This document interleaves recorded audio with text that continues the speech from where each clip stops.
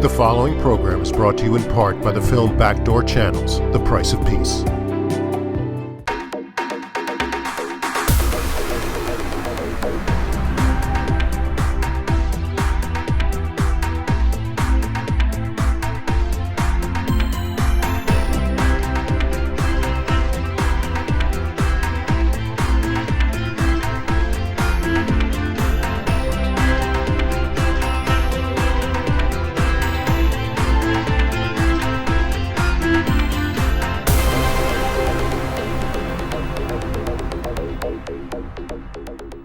Welcome to another Leon Charney Report. We have a really eclectic and exciting show tonight.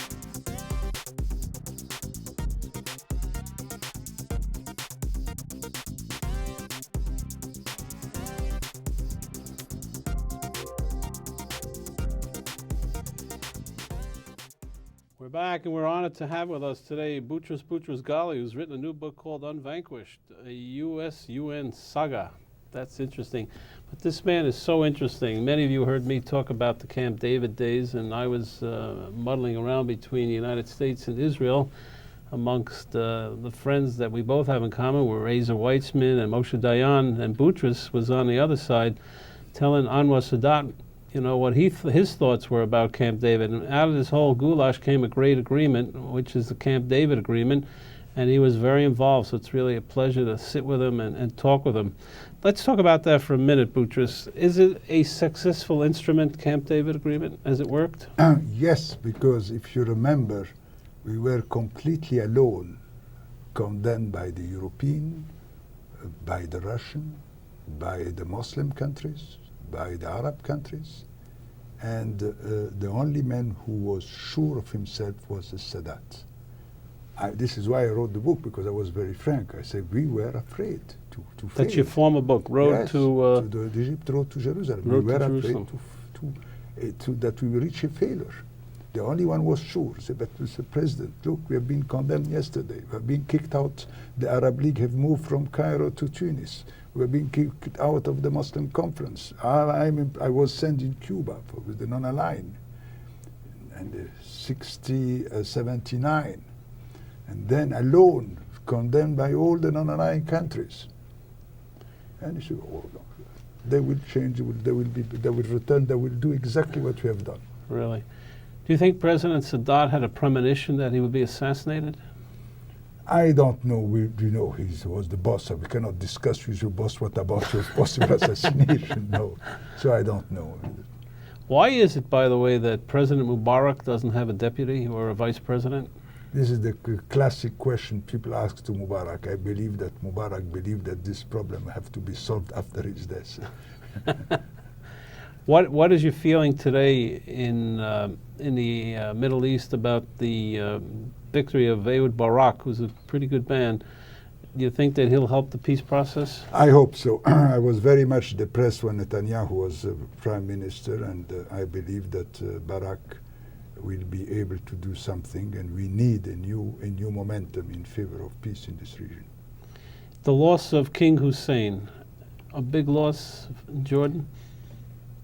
I believe that there will be a continuation. The new king have the same advisor, have the same institution, and I believe that you will have a continuity. This reminds me when, at this time, I was responsible of the foreign affairs of Egypt. When President Sadat was assassinated, everybody will say, everything has changed. And it takes me 6 months to convince everybody that nothing will change, that President Mubarak was involved in the peace process. Yeah, you were right. That I am the same man, that the same institutions are there, that we are sincere, that this will receive the support of the Egyptian public opinion. It was not easy, because they said, everything was based on Sadat. I say, yes, but there is a continuity. And it happened that we have been able to convince not only the Israeli, but to convince the international public opinion. Today, Hafez al-Assad made some very interesting comments about Ehud Barak. Yes. And he said he possibly could be a partner with us in peace and stuff that you hadn't heard in a long time, or maybe never heard. Is that really a movement, or no one knows yet? No one knows now, but I believe that sincerely, if a new momentum will be created, I believe that we may have a result. Boutros, you're talking about a fan here of Camp David. I was involved. People sometimes come on and they tell us, well, it's a cold peace. What do you say to that? I invented the word cold peace once in a meeting of the cabinet. That's yours? Yes, it is mine, but we have no copyright in my country. Yes. Do you know, what I have tried, and I was not successful, is that a peace treaty is not enough. And this is what I said also in this book. We need to build the peace. We need to construct common institutions to preserve peace. And this could be through contact of the civil society, the two civil societies, through common factories, through common interests. And unfortunately, I was not successful because the Palestinian problem was there as a basic obstacle to the institutionalization of peace. But I was always very much interested. I remember I've studied the rapprochement between France and Germany. What are the institutions which have been created to institutionalize the peace, to build a real peace between the two countries? And I've tried to apply this. But again, the difficulty was, as long as we were not able to show a progress in the Palestinian process, it was very difficult to obtain this normalization. But still, it's accomplished a lot. A lot of people. Oh yes, not only it accomplished a lot, but the fact that Jordan and the fact that the Palestinians have just decided to adopt the same road. How important was Jimmy Carter in this whole process? I believe he was a very important role, because unless you have a mediator or a facilitator who is ready to risk, and to risk only his own image, and who have the support of a very important country, you will not be able to solve a problem. And the real problem today that there is not enough facilitators. You will not find a head of state who is ready to risk his own image or his own political future. That's very true, by the way. For achieving a Right. peace, because I'm sure that if you will find an important leader with the backbone of a country to find a solution in the dispute between India and Pakistan, or to find a dispute between Cyprus, the Turks in Cyprus, and the Cypriot, the Greek in Cyprus, I'm sure that we can find a solution. The real problem that this kind of facilitator or this kind of mediator don't exist. Why is that? Lack of character, ego? No, because they are dealing with their own countries. They are thinking about their own re-election, about the re-election of the member of their own party, and because they will not receive a real support of their own public opinion. You cannot be a democratic leader and enter in adventure to try to solve a problem, let us say, in Nicaragua or in Salvador, if you have not the support of your public opinion. They will say, what are you doing here? And after all, President Clinton was elected on the basis that President Bush was dealing with foreign affairs at the expense of internal affairs. Tell me, when Sadat undertook to visit Israel, I mean, it was unbelievable. Everybody remembers that scene. It's embodied in the history of the world. In fact, in the 20th century, that may be one of the greatest moves ever. I agree. Did he believe that he was really going to be able to be successful? Yes, because I was his advisor at this time, and he said, you stop, you understand nothing. With your books, you are an academician, you don't understand. Mr. President, we have to write something. We have to agree on certain principles. No. This is a tradition. When you have a kind of vendetta between two villages in Upper Egypt or in Lower Egypt, if the head of the village decided to have a lunch or a dinner with the head of the other village, and they sit together and they share bread and salt, which is the expression, we have shared bread, then this means the reconciliation happened. So Sadat have done exactly the same thing. And for him, everything was solved, finished. And we were trying to say, no, now we have the problems. And for him, no, you don't have, everything is finished. He developed sort of a real friendship with Menachem Begin, didn't he? Or respect? The real friendship was with Weizmann. With Weizmann. Oh, yes. Yeah, that I know personally. I've been involved in that relationship. But I thought that there was great respect for And you know, Azer opened it up for Moshe Dayan because Dayan did not know Sadat very well. No, and no. Azer is the brother-in-law of Dayan. Yes, I know, the brother-in-law. Brother-in-law, yes, right? Yes. And he opened it up for Dayan. Yes, and but the real relation was between, and all the negotiation where we conclude the peace treaty was based on the public relation of Weizmann. You're making my book very valuable, you know, because I talk about this in my book. This is not a put-on. Boy, he came on. This is honest talk. We haven't talked about this ever. I'm proud to hear that. Anyway, and I'll tell that to the president. Boutros, unvanquished. That's your new career. Secretary General UN, huge job. You try to change some of the concepts of the UN, and I think the Americans let you down a little bit. Not only they let me down, they kicked me out. He's an honest man. All right, what happened, Boutros? You were doing a pretty good job there. They were praising you. I remember everybody telling me how you're a great Secretary General, and Clinton was praising you. What happened? I believe that every 20 years you have the election of the Secretary General correspond to the election of the President of the United States. And this happened in 1996. So practically my election was involved with in the domestic president election. The president election of the United States. This was explanation number one. Explanation number two, the Republic candidates, Dole, were very much anti-UN and anti-Boutros Ghali for a very silly accident, because in your country, when you want to say that somebody is doing wrong, you say, boo. In my country, they just make with their feet. Each country has its own way to express. So he was saying, I will never accept that Boutros Ghali will command the American army. And everybody was very much. So I believe that the American administration or President Clinton decided that just to stop this kind of problem, he would just say, we will not re-elect Mr. So-and-so. We will oppose the re-election. And this was said in May, so 6 months even before the elections process. So the whole problem is finished. This is interpretation number one. Interpretation number two, that the American administration wants a secretary.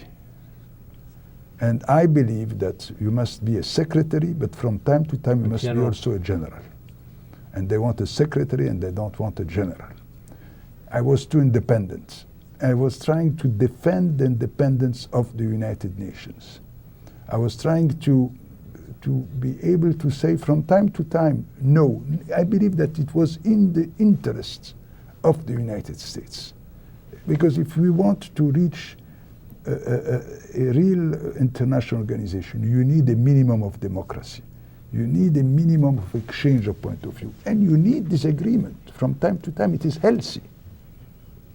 So I believe those two reasons are why I was not re-elected. What was your relationship with Madeleine Albright? The relation was quite good until the last years, where we disagree on certain subject, and during the last 6 months, where she was practically doing a campaign to avoid my re-election. How were the Israelis? Were they supporting you?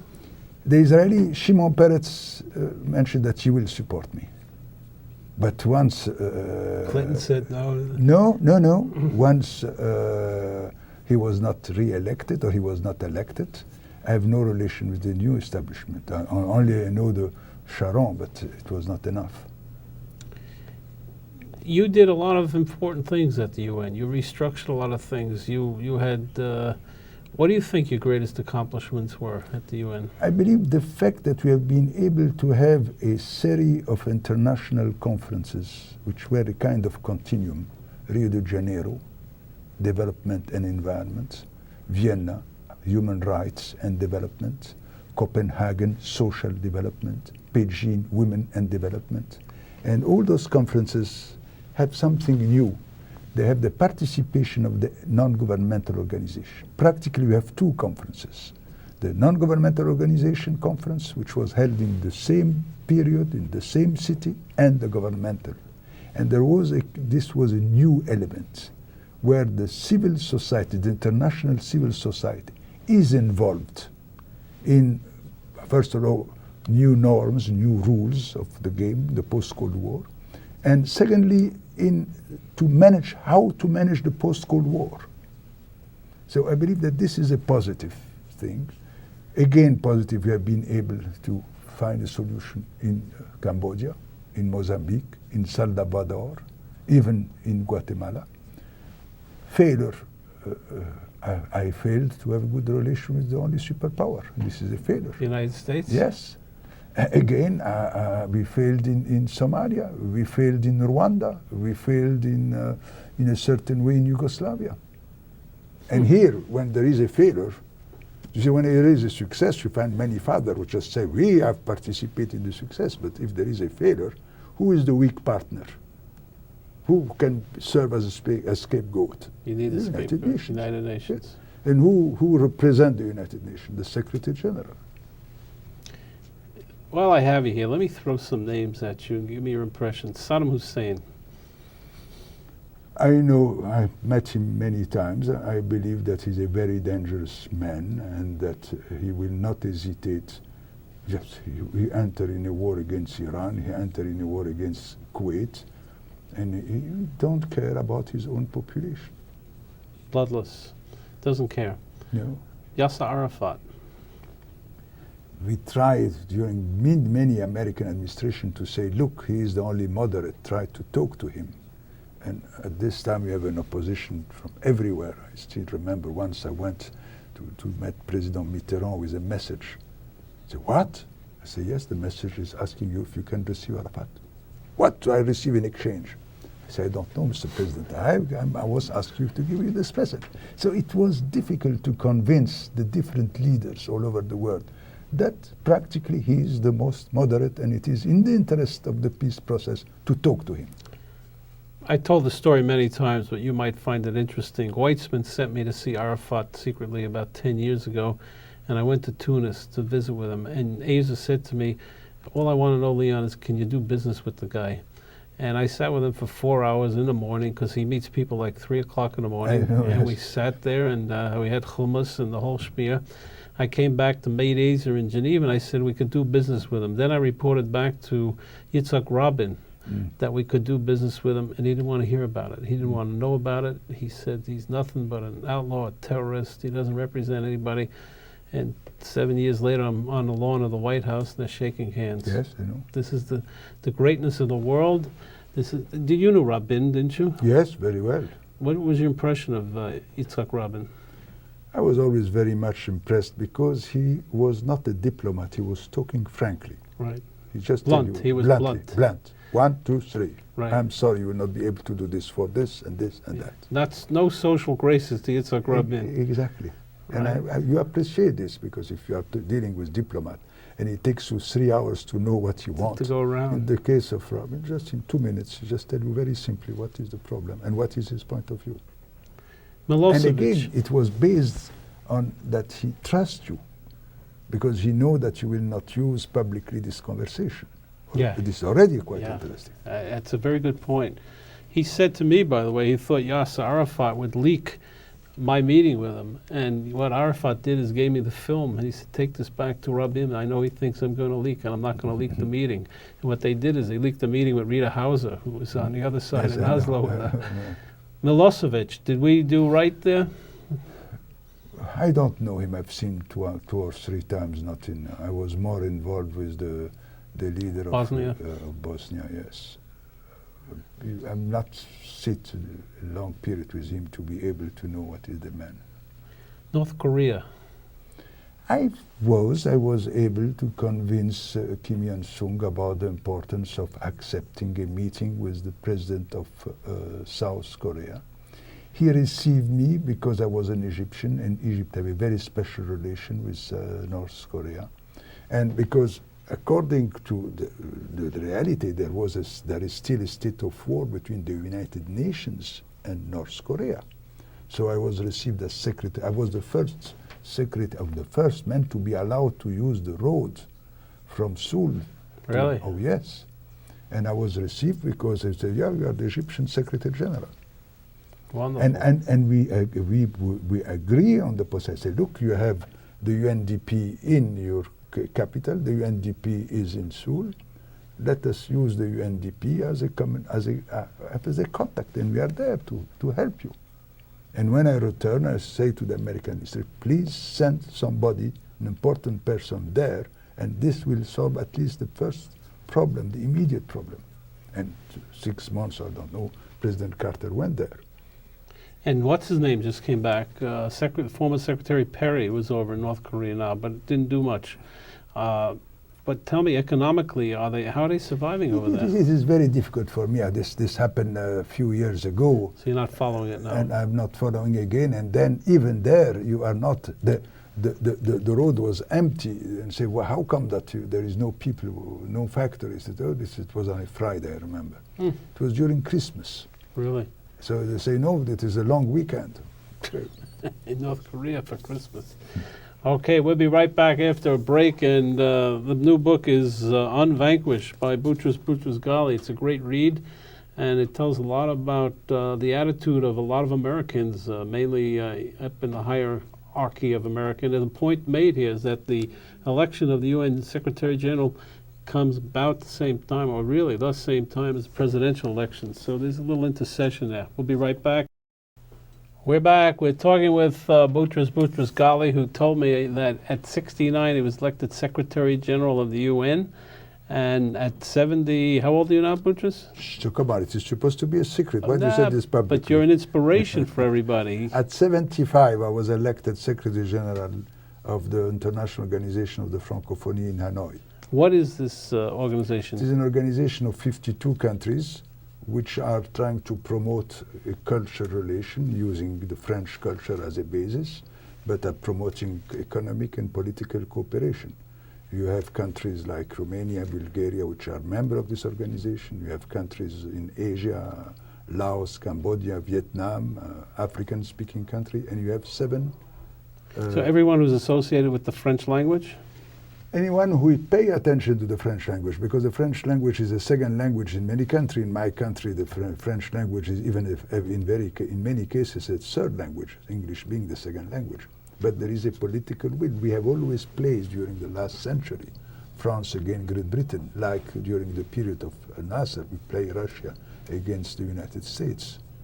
So you're sitting in Paris now, Boutros? Yes, the headquarters is in Paris, but we have another headquarters in Montreal, another institute in Quebec. Really? Another one, we have a university in Alexandria, Leopold Senghor University. We have offices in different parts of the world. Who funds the organization? The main country, which has France, Canada, Quebec, Belgium, Switzerland, and certain African countries. Who was the Secretary General before you? There was no, this was a new post which was created. Really? Oh, yes. Wonderful. When they decided to give a political and economic dimension to this organization. Before, it was an organization dealing with culture, with education, with formation, technical assistance. That's wonderful, and it's an inspiration. I'm going to tell my friend Mr. Weitzman, who's 75 years old, not to give up yet. You know? I am older than Weisman, 2 years older 2 than years. him, yes. And you told me the Chinese usually have Chinese, older leaders, right? Yes, yes, they believe in Chinese, Japan at least.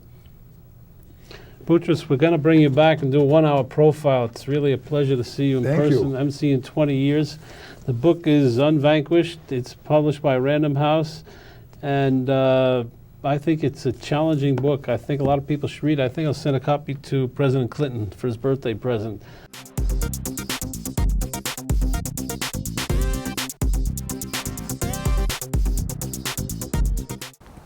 The question regarding the Vatican concerns the most recent declaration that the Vatican has issued just a while ago on December 10th, which means some two weeks ago, more or less. It is an enormously important declaration because it echoes a former declaration that has been published by the Vatican after the Second Vatican Council in 1965, that is 50 years ago. And it was a kind of a theological earthquake. It was the first time, after centuries of defaming the Jews, of depicting them in the most negative characteristics, that the church came up and said, A, the Jews are not responsible for the crucifixion of Jesus, which is, you agree with me, a theological earthquake. Even not the Jews who lived during the times of the Second Temple. They might have pushed or pressed for his crucifixion, but it was done by the Roman soldier. It's not the responsibility. The Jewish people is not to be blamed. The second point was that the Jewish people is still a chosen nation. It's the first testament, the first chosen people by the God, and then there is the New Testament and a new choice by God. These are the Christians. But the second one does not overshadow the first one. And we are still not the cursed people that we were presented as during the Middle Ages, especially, and later on as well. We are still on the same level. Moreover, we are their elder brothers. We are the origins of Christianity. Jesus was a Jew. Maria was Jewish. The 12 first disciples were Jewish. Jesus lived and died as a Jew.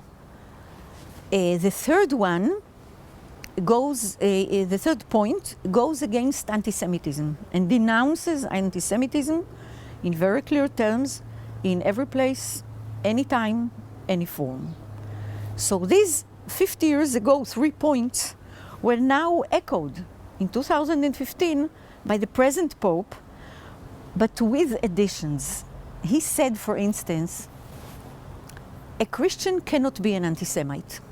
It goes against Christianity. These are powerful words, because who were the original anti-Semites? Who performed the Holocaust? Christians. But he said it very clearly and loudly.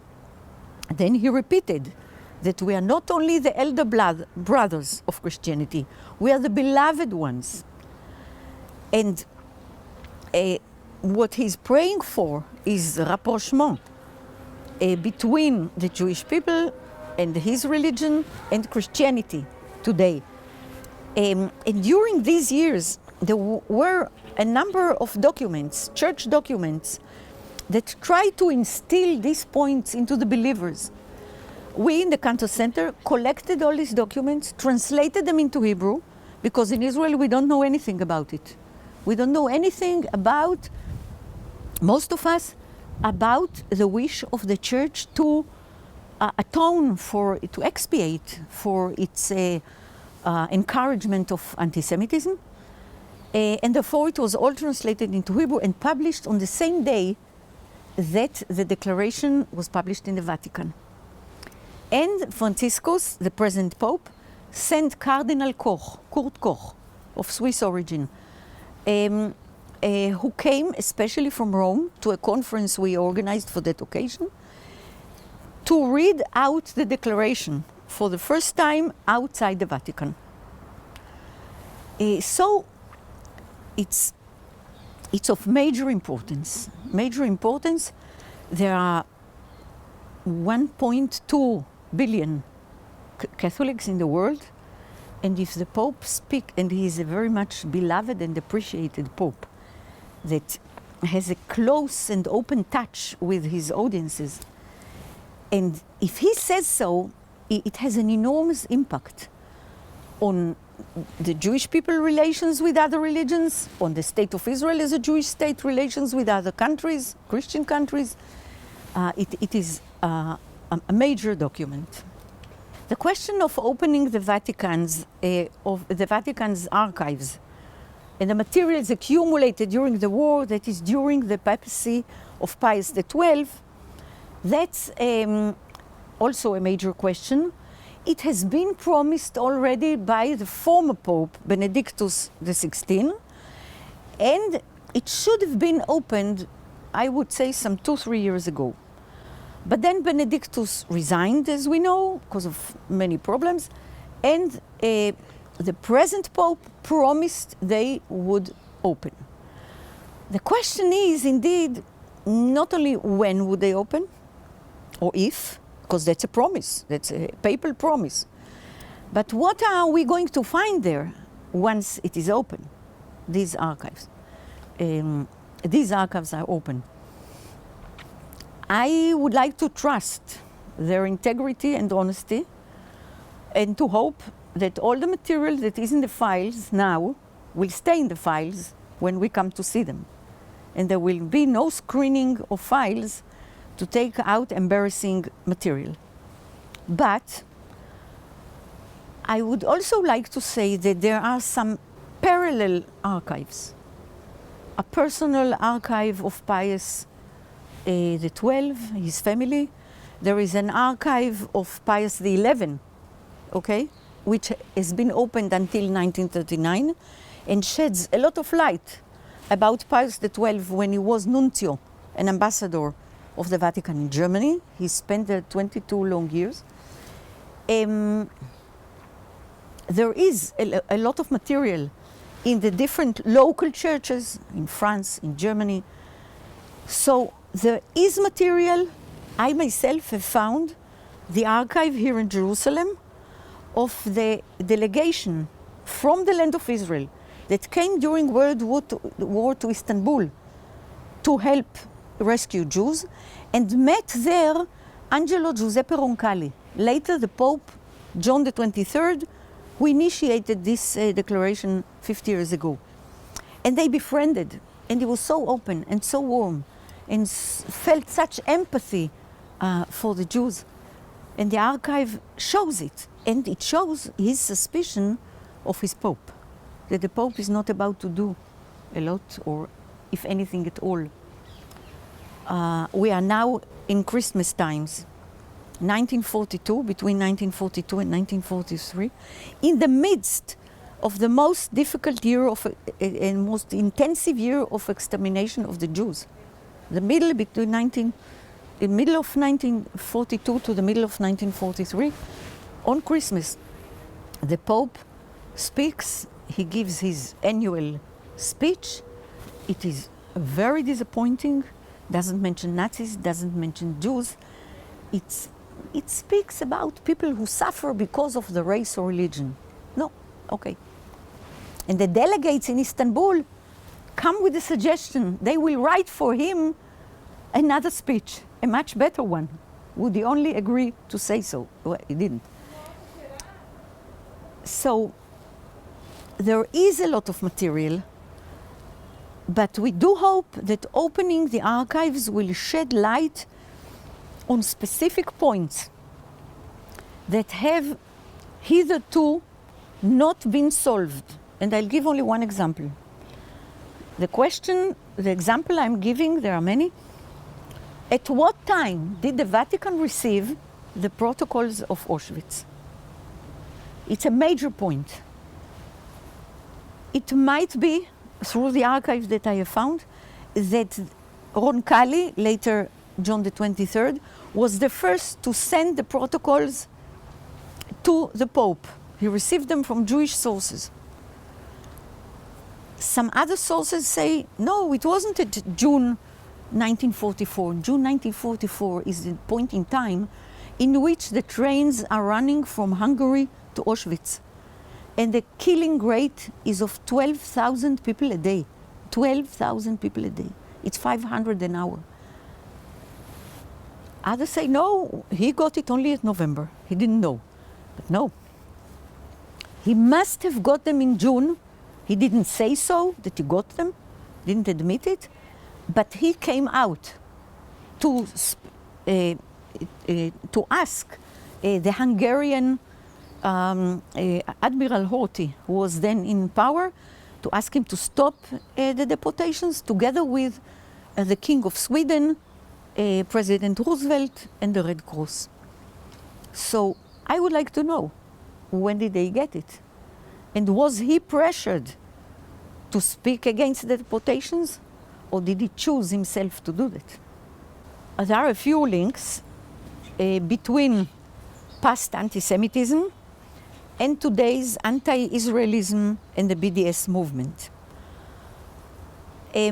I would start with, among the existing links, I would start with one that really leads from the past to the present. And this is the shadow of the Holocaust. It is in Europe that the Holocaust has been perpetrated and carried out. And the fact that 70 years have passed since the end of World War II.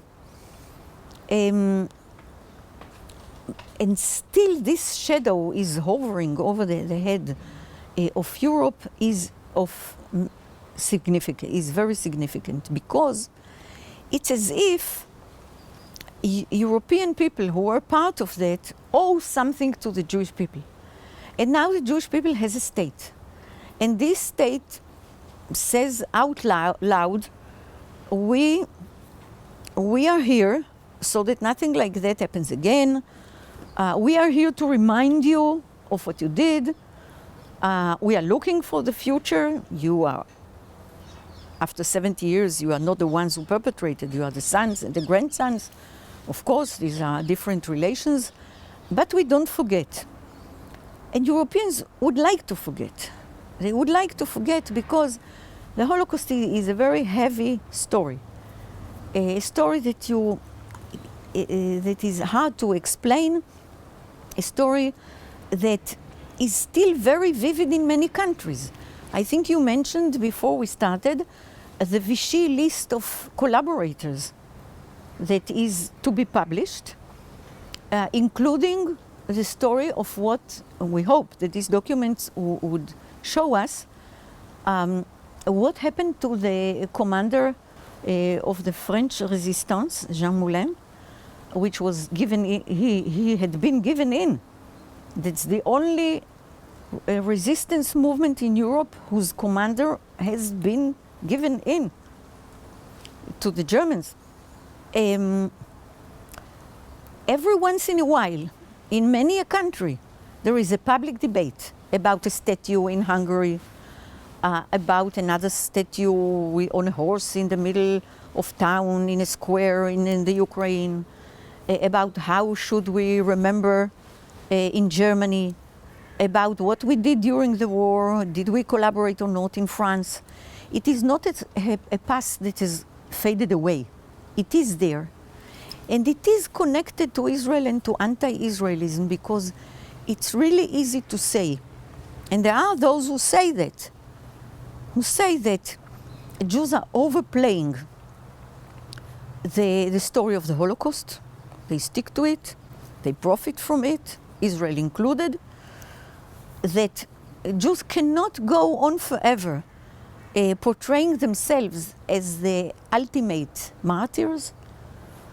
And if they are not the martyrs, because according to Christianity, a martyr is one who suffers and brings salvation, like Jesus. It cannot be a Jew. It has to be someone else.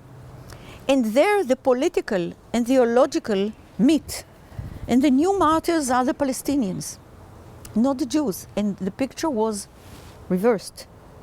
These are not the martyrs, these are the new martyrs. And what are you doing to them?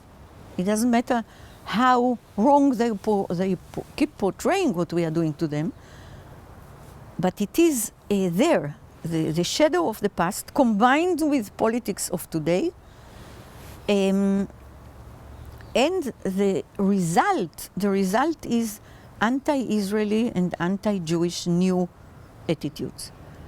Bernard-Henri Lévy, a famous French Jewish philosopher, had a term. He termed the term saying, what we have today is a competition of victimhood. Everyone would like to be a victim because the status of a victim gives you a moral status. You are the underdog. One should care for you. You are the one who can come and ask for compensation, for restitution. So there is a competition of victimhood among many groups. It's the Roma, it's the homosexuals, it's the Jews, beaten women, whoever, okay? And in this competition, we keep losing. We keep losing because time has passed and the story has been repeated often enough. There is another term coming from Germany that is being called Holocaust fatigue. We are tired of the Holocaust. Okay, let's talk today. And today, there is a different Europe. Europe is different. The third generation, at least, is now in center stage. And this is definitely a link that goes from the past to the of the present. The question is, how can one link irrational anti-Semitism to rational thinking? Well, I would say that the answer is the following. Anti-Semitism is irrational in the sense that for many centuries and up until today, with in each period a new argument or a new reason, has depicted the Jews in non-realistic terms. Externally, the tail and the horns and the nose and the ears and the pointed teeth, etc. And internally, connected to powers of evil, conspiring to harm the Christians, and in more modern time, conspiring to have world domination, to reach world domination, rebuild the kingdom of David, as the protocols of the elders of Zion are preaching, and they are all over, they are still all over in many languages today as we speak. The power attributed to Jews, the wisdom, the ability to organize ourselves and to finance ourselves and to have common plans for the future. You know that there is a story about two Jews riding the subway in New York. And one of them is reading an anti-Semitic newspaper. And the other one says, Moshe, why are you reading this? And he says, Yankel, if I read this in the morning and I know how powerful we are, how united, how wonderfully financed, I have my day. It's this picture for the good and for the bad. There are negative characteristics being attributed to us, but there is also a lot of admiration for a nation that is here 3,000 years, and he's not doing too bad now, despite everything. So, for the good and for the bad, it is irrational. It is out of touch with reality. But where is the link to rationality? The link is many people may feel, as we said, may harbor irrational, negative feelings towards the Jews. But those who use these feelings, namely politicians, be it religious politicians or leaders, being political leaders, being it movements, right or left, they are using in a rational way the irrational feelings. They do not have to be anti-Semites themselves, okay? But they are using what they find and what they feel in the field. And there it is rational because they have the goals, they state goals, work towards them, and try to harness public opinion that sometimes is anti-Semitic and can be used in order to achieve goals.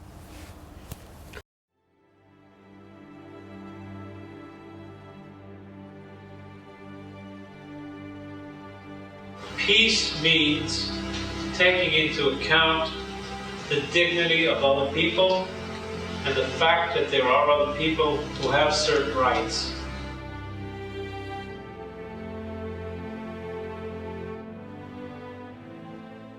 Welcome to the Charney Resolution Center. Today we're covering the Life Jacket project, inspired by the artist IYY. This project was initiated at MS by our friends Sofia, Ihab and Maya in order to raise awareness and to assist in the plight of Syrian refugees.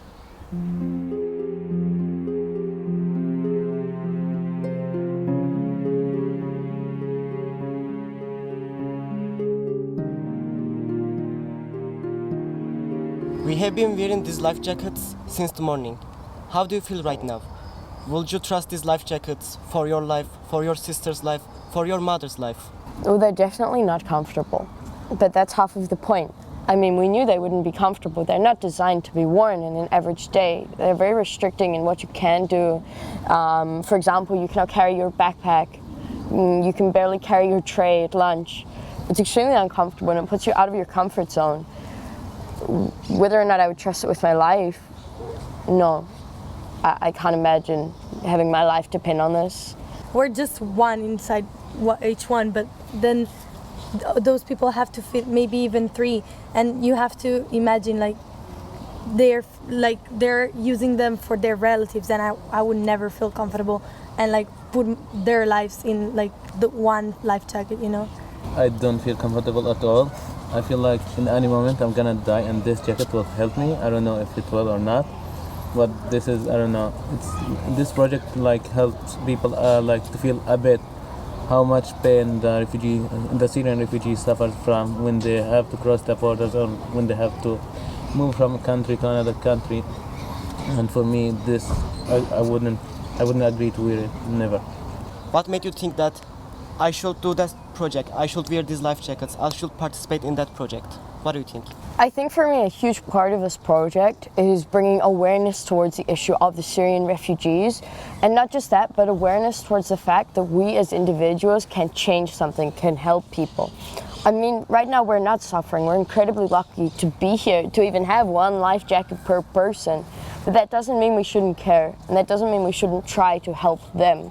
It's so important to actually, maybe for just one day or for a few hours, putting ourselves in the position of those people who every day are in need of something, and every day they're suffering and struggling with just, surviving. This will help people to feel, as I said before, to feel the pain that refugees, the Syrian refugees suffer from. Because if people sit in front of the TV and see the Syrian refugees, they won't be much affected from the situation as when they feel the real pain and they wear the life jacket for one day. So if we consider this day, wearing life jackets, as the first step, what is the next step going to be? Well, I mean, obviously there's many different steps that can be taken. There's steps that are personal, that go towards expanding your own personal knowledge, understanding, and even the compassion. But there's more external steps as well, and that's more the direction that this campaign is focused on. And these include setting up an online funding account to raise physical money and donations for this cause. It also involves spreading this campaign. I mean, we want everyone to be involved. This is not an exclusive project. This is for everyone, because everybody can help. This is for schools, for workplaces, for NGOs, for offices, for camps, for programs, for families. Anybody that wants to be involved in this can be, because we need to use our voices and we need to spread these messages that we can make a difference and we can work towards a better tomorrow for us and for the Syrian refugees and for everybody in this entire world. Donate to the Life Jacket Project by going to the CharneyResolutionCenter.com site. See you next week at the Charney Resolution Center.